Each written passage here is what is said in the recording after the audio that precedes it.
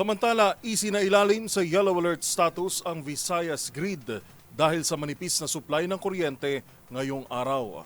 Sa ulat ng National Grid Corporation of the Philippines o NGCP, 3 oras posibleng makaranas ng intermittent power ang rehiyon bunsod ng isyu sa planta ng kuryente.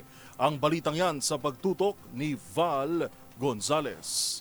Mula alas 3 mamayang hapon hanggang alas 8 ng gabi ay 2 beses na isasailalim sa yellow alert status ang Visayas Grid.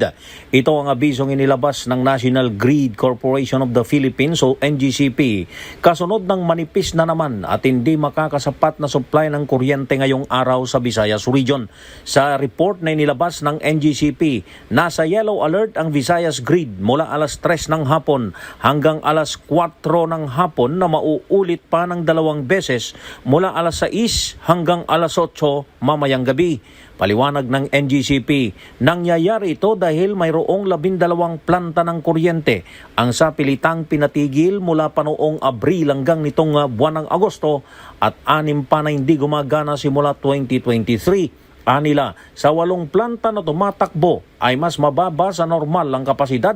Kaya may kabuuang 744 megawatts na hindi na ibibigay na pangangailangan ng kuryente. Sa datos na inilabas ng ahensya, mayroon lamang available capacity na 2,889 megawatts ngayong hapon sa Visayas Grid na halos pumantay na sa peak demand ng mga consumer na 2,489 megawatts.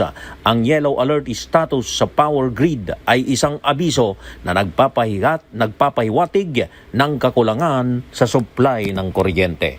Para sa MBC TV Network News, ako si Val Gonzales, DZRH, una sa Pilipinas, una sa Pilipino.